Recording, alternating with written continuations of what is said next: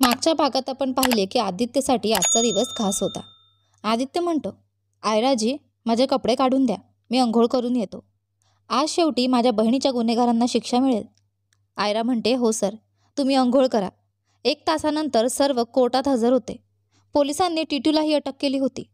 4ही बलात्कारी, आमदार आणि स्नेहा कटघऱ्यात उभे होते. सर्व पुरावे स्पष्ट होते. न्यायाधीशांना फक्त निकाल द्यायचा होता. 4ही आरोपींना फाशीची शिक्षा सुनावली गेली आणि आमदार व त्यांच्या मुलीला जन्मठेपेची शिक्षा ठोठावली. आयरा आणि आदित्य कोर्टातून बाहेर आले. दूर उभा असलेला युवान त्यांच्याकडे रोषाने पाहत होता. त्याच्या चेहऱ्यावर स्पष्ट द्वेष दिसत होता. आदित्य म्हटला, आयराजी, तुम्ही घरी जा. मी अंबरसोबत ऑफिसला जातो, थोडं काम आहे.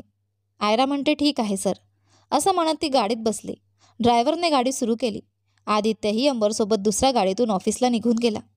गाडीत असताना आयराने ड्रायव्हरला मामाच्या घरी घेऊन जाण्यास सांगितले. काही वेळातच ती मामाच्या घरासमोर पोहोचली आणि बेल वाजवू लागली. लिझा म्हणाली, कोण आहे रे, इतक्या जोरात बेल वाजवतोय? लिझाने दरवाजा उघडला आणि समोर आयराला पाहताच काही म्हणायच्या आत तिने तिला जोरदार थप्पड मारली. लिझा म्हटली, व्हॉट द हेल? इतकंच म्हणायच्या आत आयराने पुन्हा एक थप्पड मारली. ती सातत्याने तिला मारत राहिली. तेव्हाच मीनू खोली बाहेर आली. ए आयरा, काय करतेस? सोड तिला. का मारते आहेस? आयरा थांबून म्हणते, जे तुम्ही सगळ्यांनी माझ्यासोबत केले तेच करत आहे. मी काही चूक केली होती का? तरीही तुम्ही माझा छळ केला. आता मी चूक करूनच हे करत आहे. मीनू म्हणते, असं काय केलंय तिने? आयरा म्हणते, ढोंग करू नकोस. तिने काय केलंय हे तुला माहीत नाही असं होऊच शकत नाही. लिझाकडे बघून म्हणते, लिझा, मी तुला शेवटच्या वेळेत समजावत आहे. माझं लग्न झालंय. आता मला जुन्या आयरासारखं समजण्याची चूक करू नकोस. तुझी हिंमत कशी झाली आदित्य सरांच्या मनात माझ्याविषयी शंका निर्माण करण्याची? लिझा म्हणते, काय बोलते आहेस? आयरा म्हणते, गप्प बस. आता काही खोटी कहाणी सांगू नकोस. तुझी ही खोटी रिपोर्ट माझ्या बुकमध्ये चुकून आली असं सांगू नकोस. कारण आता मी आणि आदित्य दोघंही खरी गोष्ट जाणून आहोत. देवाचे आभार मान. मी तुला समजवायला आले, आदित्यला नाही आणलं. मी हात जोडून तुला विनंती करते, मला त्रास देणं बंद कर. असं म्हणत ती दरवाजाच्या दिशेने वळली. लिझा म्हणते, थांब. मी तुला त्रास देत नाही. मी फक्त तुला आदित्यपासून दूर करायचं ठरवलंय, कारण मला आदित्य आवडतो. हे ऐकताच आयराचा संताप अधिक वाढला. तिने पुन्हा तिला थप्पड मारली. आयरा म्हणाली, कान उघडून ऐक. आदित्यला तुझ्यासारख्या असंख्य मुली पसंत करू शकतात, पण आदित्याची पत्नी मी आहे आणि मीच राहीन. अंडरस्टँड? असं म्हणतच ती तिथून निघाली आणि घरी न जाता थेट रावीच्या घरी गेली. तिथे काही वेळ बसली आणि नंतर आपल्या घरी जाण्यासाठी निघाली. आदित्य पिओनना सांगतो की अंबरला त्याच्या कॅबिनमध्ये बोलाव. अंबर तिथे येतो. अंबर म्हणतो, may I come in sir? Aditya म्हणतो, हो, ये आत. अंबर म्हणतो, सर, तुम्ही मला बोलावलं? आदित्य म्हणतो, हो, बस, मला तुझी मदत हवी आहे. अंबर म्हणतो, हो सर, सांगा काय करायचंय? आदित्य म्हणतो, अंबर, आयराजीने माझ्यासाठी किती काही केलंय, मला तिला धन्यवाद म्हणायचंय. अंबर म्हणतो, तर मग सर, यात माझी काय मदत लागणार? धन्यवाद तर तुम्हालाच सांगायचंय ना? आदित्य म्हणतो, हो, पण मला फक्त धन्यवाद नाही म्हणायचं, तर माझ्या मनातलंही सांगायचंय. अंबर म्हणतो, तर मग सर, सरळ सांगून टाका. आदित्य म्हणतो, तू समजत नाहीस अंबर. मी पहिल्यांदाच कोणाला प्रपोज करणार आहे. कसं करावं, काहीतरी खास सांग. अंबर म्हणतो, सर, मग तुम्ही त्यांना डेटवर घेऊन जा. आयरा मॅडमला काय आवडतं काय नाही हे रावी आपल्याला सांगू शकते. आदित्य म्हणतो, अरे हो. आदित्यने रावीला फोन लावला. दुसऱ्या बाजूला रावीने कॉल उचलला. रावी म्हटली, हॅलो सर. आदित्य म्हणतो, रावी, मी तुला आयराच्या आवडीनिवडी जाणून घ्यायला फोन केला आहे. तिला काय आवडतं काय नाही. मी तिला तिच्या आवडीच्या पद्धतीने धन्यवाद म्हणायचं ठरवलं आहे आणि प्रपोजही करायचं आहे. रावी म्हणते, सर, तुम्ही जसं योग्य समजाल तसं प्रपोज करा, कारण तिच्यासाठी तुमचं प्रपोज करणं हीच सर्वात मोठी आनंदाची गोष्ट असेल. तिने कधी स्वप्नातही खऱ्या प्रेमाची कल्पना केली नव्हती, पण देवाने तुमच्या रूपाने तिला खरा जोडीदार दिलाय. तुम्ही निर्धास्तपणे कसंही प्रेमाचा इजहार करा. आदित्य म्हणतो, ठीक आहे, मग मी तिला एका रेस्टॉरंटमध्ये डेटसाठी घेऊन जातो. रावी म्हणते, okay sir, all the best. Aditya म्हणतो, थँक्यू. संध्याकाळी आदित्य आनंदाने घरी परतला. आयरा खोलीच्या बाल्कनीमध्ये खुर्चीवर बसली होती. तिने आपल्या आईचा फोटो हातात धरलेला होता आणि तिच्या डोळ्यात अश्रू होते. हे पाहून आदित्यने आपला प्लॅन बदलून टाकला. आदित्य मनात म्हणाला, थांब जरा आदित्य, ही प्रपोज करण्याची योग्य वेळ नाही. आयरा तुझीच पत्नी आहे. तुला कधीही प्रपोज करता येईल. पण हे बरोबर असेल का? जर ती केवळ नवऱ्याच्या नात्यानेच आय लव्ह यू म्हणाली तर? आयरा फोटो घेऊन खोलीत आली आणि आदित्यला पाहून थांबली. आयरा म्हटली, सर तुम्ही केव्हापासून उभे आहात? मालतीला सांगते चहा आणते, तिने बेडच्या दिशेने जाताना म्हटले. पण त्याच वेळी आदित्यने तिचा हात धरला. तिचं हृदय जोरात धडधडू लागलं. आदित्य म्हणतो, आयराजी, मी तुमच्या हाताने केलेला चहा पिणार आहे, द्याल ना? आयरा आनंदाने म्हणते, हो सर, तुम्ही फ्रेश व्हा, मी लगेच आणते. आयरा पटकन किचनमध्ये गेली. 2 आचारी स्वयंपाक करत होते. मालतीसुद्धा तिथे होती. मालती म्हटली, काही हवं आहे का मॅडम? आयरा म्हणते, तुम्ही सगळे बाजूला जा, सरसाठी मला चहा बनवायचा आहे. मालती म्हणते, पण मॅडम. आयरा मागे वळली तेव्हा तिथे आदित्य उभा होता. त्याने हाताने इशारा करून तिघांनाही किचनमधून बाहेर जाण्यास सांगितले. आयरा म्हटली, थांबा सर, तुम्ही इथे? आदित्य म्हटली, तुम्ही त्यांना थांबवण्याचा प्रयत्न का करत होता?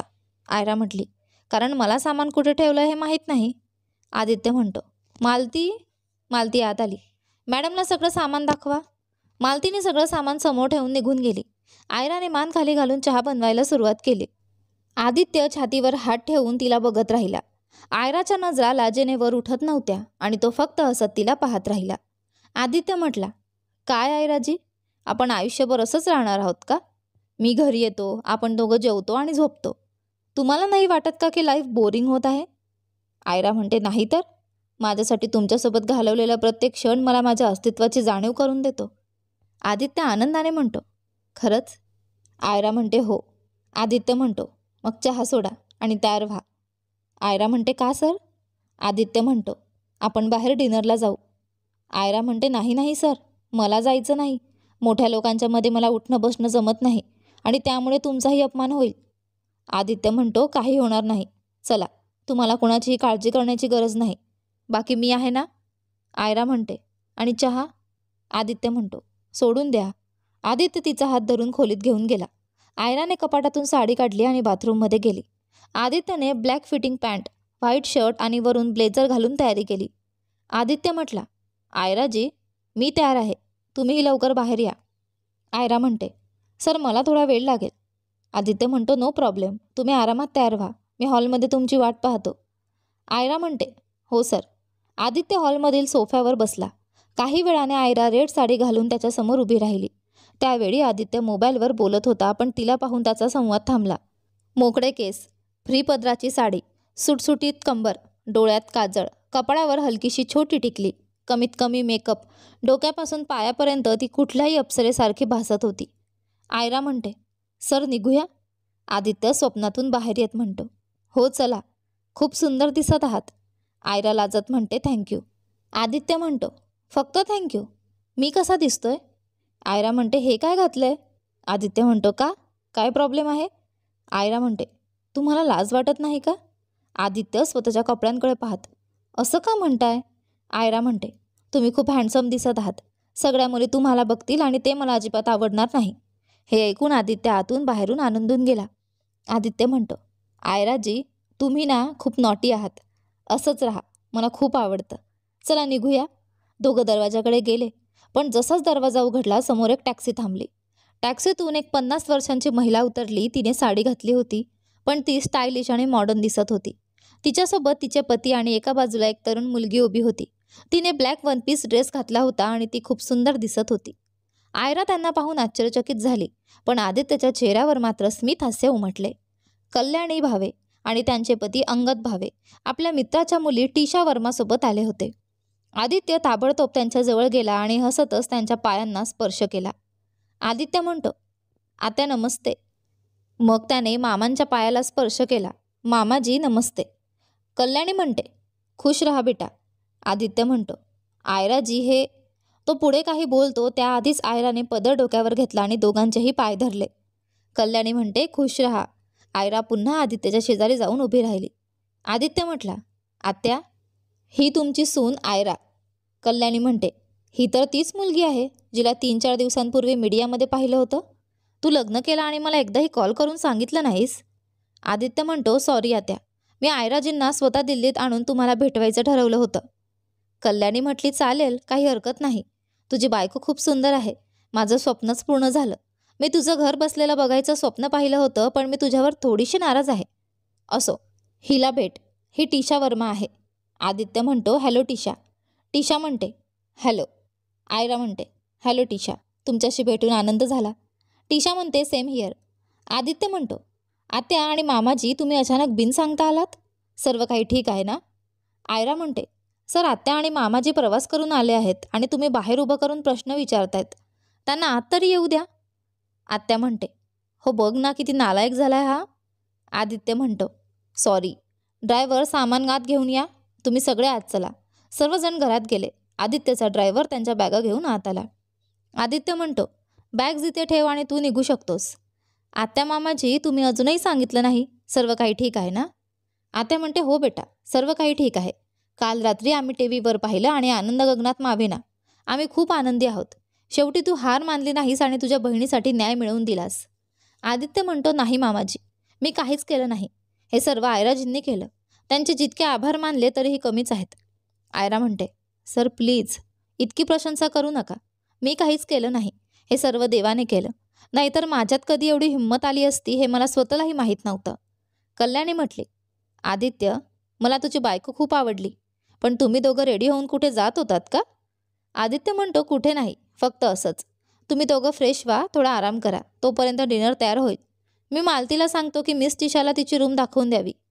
आयरा म्हणते, मी दाखवते. कल्याणी म्हणते, ठीक आहे. टिशा, तू आयरासोबत जा. एक नोकर टिशाची बॅग उचलून तिच्या मागे निघतो. आयरा तिला गेस्ट रूममध्ये घेऊन जाते. आयरा म्हणते, तुम्हाला ही रूम आवडली का? टिशा म्हणते, खूप छान आहे. आयरा म्हणते, तुम्ही फ्रेश व्हा. तुम्हाला काही लागलं तर टेबल लॅम्पजवळ बेल आहे, ती वाजवा. टिशा म्हणते, ओके.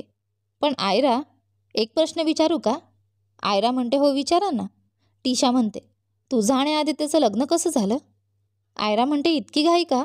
तुम्ही आधी फ्रेश व्हा, मग निवांत सांगते. आयरा हसत खोलीबाहेर निघून जाते. दुसरीकडे आदित्य आपल्या आत्या आणि मामांना आपल्या लग्नाची कहाणी सांगतो. ती ऐकून ते दोघं त्याच्या निर्णयाचं कौतुक करतात. थोड्याच वेळात सगळे जेवणाच्या टेबलावर एकत्र येऊन जेवण करतात. कल्याणी म्हणते, आदित्य, व्यवसाय कसा चाललाय? आदित्य म्हणतो, तुमच्या दोघांच्या आशीर्वादाने सगळं उत्तम चाललं आहे. अंगद म्हणतात, खूप छान, भरपूर प्रगती कर. सर्वांनी जेवण केलं आणि आपल्या खोल्यांमध्ये निघून गेले. आदित्य म्हणतो, आयराजी, आय एम सॉरी. आयरा म्हणते, सॉरी कशासाठी? आदित्य म्हणतो, आयराजी, माझ्या सांगण्यावरून तुम्ही बाहेर जाण्यासाठी तयार झालात, पण जाऊ शकलो नाही. आयरा म्हणते, तर काय झालं? यात तुम्ही काही करू शकला असतात का? चला झोपा आता. Good night. आदित्य म्हणतो, गुड नाईट. दुसऱ्या खोलीत आदित्यची आत्या कल्याणी, मामा अंगद आणि टिशा एकत्र बसले होते. टिशा म्हणते, आंटी, मी उद्या परत जात आहे. कल्याणी म्हणते, का? ती म्हणते, ज्या कारणासाठी तुम्ही मला इथे आणलं होतं ते तर आता पूर्ण होऊ शकत नाही. तुमच्या स्वप्नांवर पाणी फेरलं आहे तुमच्या भाच्याने. कल्याणी म्हणते, आदित्यने माझ्याशी न बोलता लग्न केलं, असं पहिल्यांदाच झालंय. मी तर ठरवलं होतं की यावेळी माझी शपथ देऊन त्याला लग्नासाठी तयार करीन. टिशा म्हणते, पण इथे तर त्याने मला सरप्राईजच दिलं. अंगद म्हणतो, आता जे झालं ते झालं, पुढे काय? टिशा म्हणते, इतक्या लवकर मी माझ्या हातातून सगळं निसटू देणार नाही. अंगद म्हणतो, तर मग काय करणार आहेस? कल्याणी म्हणते, आदित्य आणि त्याच्या बहिणीला मी यासाठी वाढवलं नव्हतं की ते एक दिवस माझ्या स्वप्नांवर पाणी फेरतील. मी तर ठरवलं होतं की आदित्यचं लग्न टिशाशी लावून त्याच्या संपत्तीवर आपला हक्क प्रस्थापित करू. पण आता ती अनाथ मुलगी आयरा सगळ्यावर राज्य करणार आहे. टिशा म्हणते, हो, तीच राज्य करेल. म्हणूनच आपण परत जाऊया. कल्याणी म्हणते, कोणीही कुठेही जाणार नाही. तुला ज्या कामासाठी इथे आणलंय त्यावर लक्ष केंद्रित कर, म्हणजे आदित्यला तुझ्या सौंदर्याच्या जाळ्यात अडकवण्यावर. टिशा म्हणते, पण आता त्याचं लग्न झालं आहे. कल्याणी म्हणते, त्याने आयराशी दया करून लग्न केलं आहे. तू त्याला तुझ्या प्रेमाच्या जाळ्यात अडकवू शकतेस. तुझ्यात ते सगळं आहे जे एखादा पुरुष स्त्रीमध्ये पाहतो. अदा, आकर्षण. एकदा आदित्य तुझ्या जाळ्यात अडकला की त्याला आयराला घटस्फोट द्यायला वेळ लागणार नाही. टिशा म्हणते, काम कठीण आहे, पण टिशासाठी अगदी सहज. फक्त बघत राहा मी कसा आदित्यवर माझा जादू चालवते. कल्याणी म्हणते, खूप छान, आता जा तुझ्या रूममध्ये. टिशा म्हणते, गुड नाईट एव्हरीवन. अंगद म्हणतो, गुड नाईट. दुसऱ्या दिवशी सकाळी पूजेच्या घंटांचा आवाज कल्याणीच्या कानावर पडतो. ती चिडून उठते आणि बाहेर जाते. कल्याणी म्हणतात, हा गोंधळ कशाचा आहे? मालती म्हणते, मॅडम, आयरा मॅडम पूजा करत आहेत. कल्याणीने मंदिराकडे पाहिलं. मनात नसतानाही तिने आपला राग शांत केला. आयरा पूजेची थाळी घेऊन तिच्या जवळ आली. आयरा म्हटली, आत्या आरती घ्या. कल्याणी म्हटली, आयरा मी अजून अंघोळ केलेली नाही. आयरा म्हणते काही हरकत नाही, मी आधी सरांना आरती देऊन येते. आयरा आपल्या खोलीत गेली. बघते तर काय, आदित्य खोलीत नव्हता. तिने चहूकडे पाहिलं. तेवढ्यात तिला हसण्याचा आवाज आला. ती बाल्कनीत आली आणि पाहते, आदित्य गार्डनमध्ये टीशासोबत हसत हसत गप्पा मारत होता. हे पाहून आयराला थोडं जळसं वाटलं. तिने पूजाची थाळी मंदिरात नेऊन ठेवली आणि परत खोलीत येऊन त्यांच्याकडे पाहू लागली. आता आदित्य टीशाला योगा शिकवत होता. टीशाने फिटिंग ब्लॅक पॅन्ट आणि ब्लॅक फिटिंग टॉप घातला होता, ज्यामुळे तिची सडपातळ कमर स्पष्ट दिसत होती. आदित्य तिला शीर्षासन शिकवत होता. त्याचा हात तिच्या कमरेवर होता. बाल्कनीतून हे पाहताना आयराला ते अजिबात आवडलं नाही. आदित्य म्हटला, आजसाठी एवढंच पुरे, मला ऑफिसला उशीर होतो आहे. टीशा म्हणते, हो पण तुम्ही योगा खूप छान शिकवता. आदित्य म्हणतो, थँक्यू. असं म्हणत त्याने हलकी स्माईल दिली. खुर्चीवर ठेवलेला टॉवेल उचलला आणि घरात जाऊन आपल्या रूममध्ये गेला. आयरा म्हटली, आज तुम्ही बाहेर वर्कआउट करत होतात इतक्या थंडीत? आदित्य म्हणतो, हो, टीशा एकटीच योगा करत होती. तिला काही आसने जमत नव्हती म्हणून मी थोडी मदत करावी असं वाटलं. पण आयराजी, आज वर्कआउट करून मज्जा आली टीशाजींसोबत. हे ऐकून आयराला अजिबात बरं वाटलं नाही. तिने स्वतःला आरशात पाहिलं. कधी उजवीकडे तर कधी डावीकडे वळून पाहू लागली. तेवढ्यात आदित्य बाथरूममधून टॉवेल गुंडाळून बाहेर आला. त्याने आयराला असं विचित्र हालचाली करताना पाहिलं आणि तो तिच्याजवळ आला. आदित्य म्हणतो, आयराजी तुम्ही काय करत आहात? आयरा आवाज ऐकून त्याच्याकडे वळाली आणि स्वतःला नॉर्मल करण्याचा प्रयत्न केला. आदित्य टॉवेलमध्ये खूप हॉट दिसत होता. त्याच्या मेंटेन पर्सनॅलिटीमुळे आयरा आकर्षित होत होती. त्यात तो तिच्या अगदी जवळ उभा होता, त्यामुळे तिचं हृदय जोरात धडकू लागलं. आयरा म्हटली, तो असंच आरशात पाहत होते. आदित्य म्हणतो, आणि अजून माझे कपडे नाही काढले? आयरा म्हणते, मी आताच काढते, तोपर्यंत तुम्ही केस सुकवा. ती नजर खाली करून कपाटाजवळ गेली. एक ग्रे सूट काढून बेडवर ठेवला आणि स्वतःसाठी पायजमा सूट काढून बाथरूममध्ये गेली. काही वेळाने कपडे बदलून बाहेर आली. आदित्य म्हणतो, तुम्ही आज कॉलेजला सूट घालून जाणार आहात? काल तर साडी घातली होती. आयरा म्हणते, हो, पण काल कॉलेजमध्ये साडी घालून मला काहीसं विचित्र वाटत होतं. आदित्य म्हणतो, ठीक आहे, मी रेडी झालो की नाश्ता करूया. दोघं रूममधून बाहेर आले. हॉलमध्ये कल्याणी आणि अंगद त्यांची वाट पाहत बसले होते. आदित्य म्हणतो, गुड मॉर्निंग आत्या. गुड मॉर्निंग मामाजी. आयरा म्हणते, गुड मॉर्निंग आत्या. गुड मॉर्निंग मामाजी. कल्याणी म्हणतात, गुड मॉर्निंग. चला नाश्ता करूया. मालती, टीशाला बोलावून आण. टीशा म्हणते, त्याची काही गरज नाही आंटी. टीशा एका बाजूने चालत आली. तिने black jeans, pink crop top आणि ब्लॅक जॅकेट घातलं होतं, जे तिच्यावर खूप छान दिसत होतं. आदित्य हसून म्हणाला, गुड मॉर्निंग. तुम्हाला काही त्रास तर नाही झाला? टीशा म्हटली, नाही, अजिबात नाही. आयरा म्हणते, चला नाश्ता करूया. सगळे डायनिंग एरियामध्ये गेले आणि बसले. आयरा आदित्यच्या बाजूला बसणार होती, पण टीशा त्याच्या शेजारी बसली. त्याच्या दुसऱ्या बाजूला कल्याणी बसली होती, त्यामुळे आयराला दुसऱ्या खुर्चीवर बसावं लागलं. हे पाहून कल्याणी मनातल्या मनात खुश झाली. अंगद म्हणतात, आदित्य बेटा. आदित्य म्हणतो, हो मामाजी. अंगद म्हणतात, आदित्य, टीशा आपल्या वडिलांचा बिझनेस जॉईन करू इच्छिते, पण ऑफिसमध्ये काम सुरू करण्याआधी तिला थोडा अनुभव घ्यायचा आहे. अंगद म्हणतात, म्हणूनच मी तिला इथे आणलं आहे. मी इच्छितो की ती तुमच्या ऑफिसमध्ये 1 महिना काम करून अनुभव घेईन. तुम्ही तिला बिझनेसच्या बारकाव्याचं प्रशिक्षण द्याल ना? हे ऐकून आयराला अजिबात बरं वाटलं नाही, पण आदित्यसमोर तिने चेहऱ्यावर स्मित ठेवलं. आदित्य म्हणतो, मामाजी, मी कधी तुमच्या बोलण्याला नाही म्हटलं आहे का? ठीक आहे, मी टीशाला शिकवेन, पण एका अटीवर. जोपर्यंत टीशा इथे राहणार तोपर्यंत तुम्हा दोघांनाही इथेच थांबावं लागेल. तुम्ही दिल्लीला जाणार नाही. कल्याणी म्हणते, पण बेटा, मग घर कोण सांभाळेल? पियुष तुझ्यासारखा हुशार नाही. खरं आहे की आपला बिझनेस तुझ्या बिझनेस एवढा मोठा नाही, पण तरीही पियुष एकट्याने त्याला हाताळू शकणार नाही. आदित्य म्हणतो, तर मामाजी दिल्लीला जाऊ शकतात, पण तुम्ही इथेच थांबा. काही दिवस माझ्यासोबत राहा. मी तुमचा मुलगा नाही का? मान्य करा. अंगद म्हणतात, ठीक आहे, फक्त 1 महिन्याचीच गोष्ट आहे. कल्याणी, तू इथेच थांब. मी दिल्लीला जाईन, तेच योग्य राहीन. आदित्य म्हणतो, ठीक आहे. कल्याणी म्हणते, ठीक आहे, मी इथेच थांबते. खुश? आज संध्याकाळी लवकर घरी ये. तुझे मामाजी संध्याकाळी दिल्लीला निघणार आहेत. आदित्य म्हणतो, ओके, मी स्वतः त्यांना ड्रॉप करून देईन. सगळ्यांनी नाश्ता केला. टीशा आपल्या खोलीतून पर्स घेऊन आली. आदित्य म्हणतो, चला आपण ऑफिससाठी निघूया. टीशा म्हणते, टीशा तुम्ही तयार आहात का? टीशा म्हणते, हो, चला. दोघं दाराकडे निघाले. हे पाहून आयराचा चेहरा पडला. तेवढ्यात आदित्य थांबला आणि मागे वळून म्हणाला, आयराजी. आयरा म्हणते, हो सर. आदित्य म्हणतो, तुम्ही तुमची पर्स घेऊन या, मी तुम्हाला कॉलेजला ड्रॉप करतो. हे ऐकून आयराच्या चेहऱ्यावर आनंद पसरला. आयरा म्हणते, हो, मी आत्ताच पर्स घेऊन येते. ती पटकन आपल्या खोलीत गेली, पर्स आणि मोबाईल घेतला आणि घराच्या बाहेर आली. टीशा आधीच मागच्या सीटवर बसली होती. तिला वाटलं की आदित्य तिच्या शेजारी बसेन, पण आदित्यने बोटांनी इशारा करून ड्रायव्हरला बाहेर येण्यास सांगितलं. ड्रायव्हर बाहेर येताच आदित्यने आयरासाठी पुढच्या सीटचं दार उघडलं. आयरा आत बसली. यानंतर आदित्य स्वतः ड्रायव्हिंग सीटवर बसला. हे पाहून टीशाच्या चेहऱ्यावरची स्मित नाहीशी झाली. ती जळफळली आणि तोंड वाकडं केलं, पण आयराच्या चेहऱ्यावर गोड हसू पसरलं, कारण आदित्य तिच्या शेजारी बसला होता. यानंतर पुढे काय झाले ते पहा आपल्या या कथेच्या पुढच्या भागांमध्ये. तोपर्यंत आजचे दोन्ही भाग तुम्हाला कसे वाटले कमेंट करून नक्की सांगा. तुम्हाला कथा आवडत असेल तर व्हिडिओला लाईक करा.